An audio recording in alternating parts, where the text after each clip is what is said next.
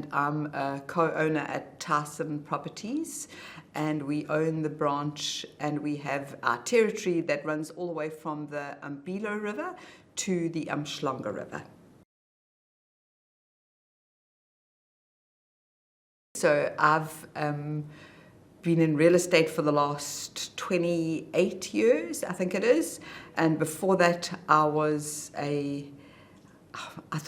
to say I was somebody who tried everything. I had started out leaving school and going into banking, and then left banking and started doing a whole bunch of my own things, baking muffins, making kiddies' clothes, and then being a swimming teacher for a very long time, until I decided that real estate was something I wanted to try. And since the day that I tried real estate, I'm still trying, I think.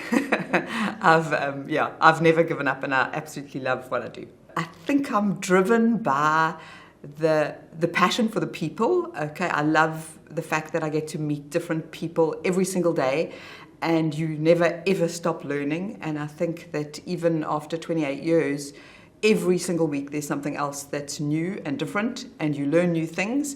Although sometimes I think it's a challenge because they keep changing legislature and the way that we have to do things, but it keeps you on your toes, actually, and you've just got to keep learning. And yeah, I have a passion for the people because you keep meeting new people, so I love that.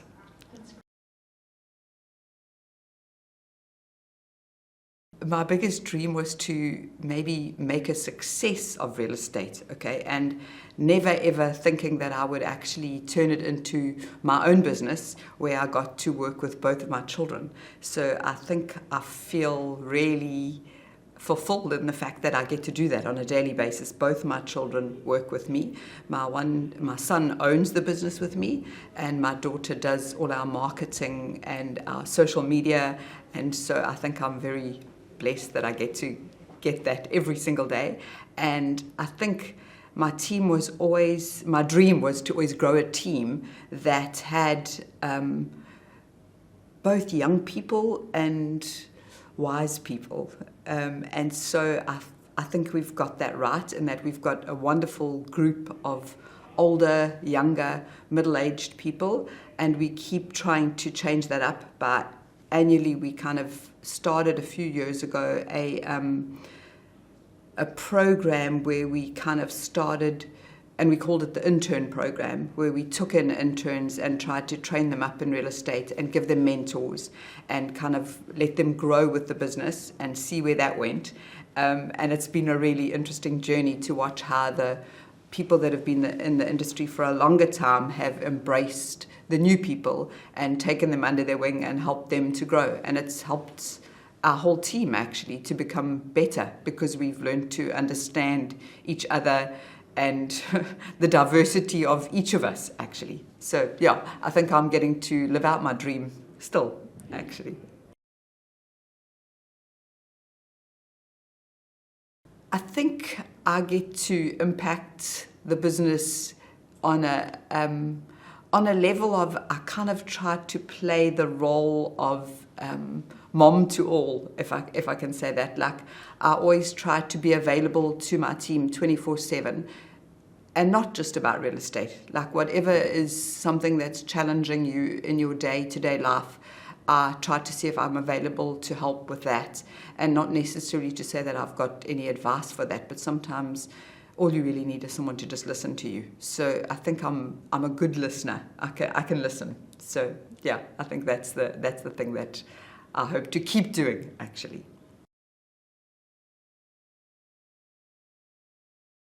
So I think right in the very beginning, I was very fortunate when I got into real estate that the team of people that surrounded me at that time were wonderful mentors to me, okay? Both my original boss, she was phenomenal in that she encouraged me daily, even on the days when I felt like giving up, because it's tough. It's a tough market, and you've got to motivate yourself every day. And she definitely kind of taught me the bounce back ability thing, that you've got to just keep going and keep trying. And so she's always been somebody that I've aspired to be like, actually, and she's still around, and I still talk to her a lot. And then I got very fortunate to work with a much younger man, where we became partners very early on in my career. And we learned a lot together, and we also still bounce ideas off each other. And although he works in Joburg and I work here. So yeah, I feel that I've had lots of people along the way that have been mentor to me. So major achievements, my children, definitely. I think to watch them grow and be decent human beings, I think that probably is my greatest achievement. And to watch your team become successful. And I'm very fortunate that I've got a big team. I've got 48 agents currently here in my team, and I'm not going to say all 48 are successful, but there is a huge portion of them that are successful. And to watch them come up through the ranks and learn and grow and become successful. And some of the interns that we originally started in the program are currently now in our top 10. And I mean, that is just like the best, to watch them come from interns coming in and starting to learn and not knowing anything, and now actually being successful, and celebrating them in that achievement is amazing. Sure, 48 is a big team, and to guide them, I think understanding that each of them need guidance at different times. And some days, some people need you a lot, and sometimes they don't need you for ages, but to just be available when they need you. And I think that's helped having my son in the business, so that there's two of us. So some days, if there's a lot that need a lot, at least there's two of us to share the load. One of my biggest challenges, and it is personal, has been that my son got sick. And he was like a phenomenal sportsman who was playing sport every single day, and suddenly then he got sick, and we discovered that he had a kidney disease. And so that was a really tough journey to watch him struggle through that. But I think he taught us all as a family that you've just got to keep on being positive. And they literally, from the time he was diagnosed, they said he had 3 months to get a kidney transplant.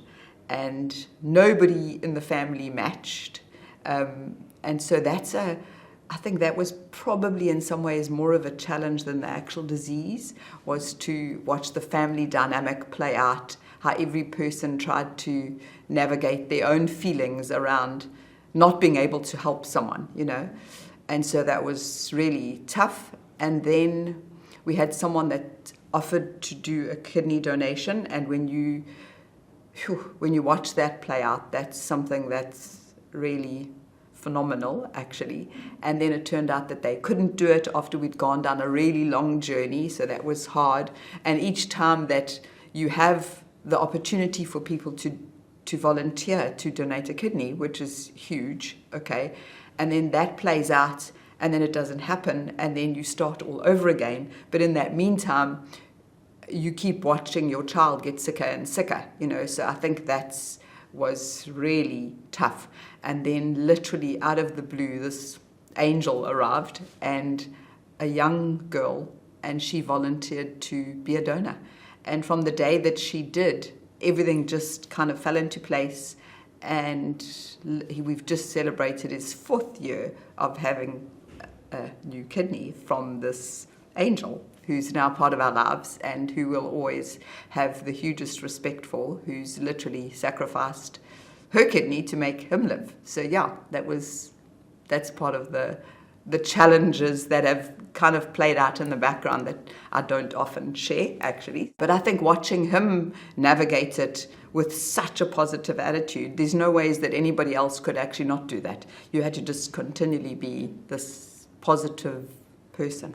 It's so weird how everybody keeps asking me, what are your goals for the future? Are you planning to retire anytime soon? And I'm not planning to retire. I feel like as long as my health is good and my energy is good, I want to carry on doing what I love. So that's my plan in the future, to just keep doing what I love. To advice for young people coming into the industry is that you have to learn first how to have bounce back ability, and to learn to laugh your way through the challenges, because there's going to be a lot. but you have to love it and you have to treat it like a full-time job. It's not a part-time job. And I think that's the thing that a lot of people coming into real estate think, that coming into real estate is something that I can do while I do something else. You can't. It's absolutely impossible. It's a full-time job. And those youngsters that are coming in and thinking, I want to do this, my advice to them is to embrace it wholly and do it totally from 8 in the morning until 5 at night, if 7 days a week, and throw yourself at it and you'll be amazed at the results. Yeah. I think I feel like there are so many accreditations that come with the real estate industry now, and they can be overwhelming, okay? But my advice is make that secondary, make that secondary. Get the passion for the job first. Decide that you want to do it and decide that you're going to give it your all. And then the learning part of it and the qualification becomes easy because your mind's already in the space that you don't mind that. I do have a very busy life, but I'm fortunate that I've got some amazing friends. So I do spend a lot of time with a friend group, and we spend a lot of time just walking on the promenade, having some coffee, chilling, going on some wonderful weekends away, having holidays. And I'm also a granny to 3 amazing little children. And so I do spend a lot of time playing granny. So I do definitely take a lot of downtime.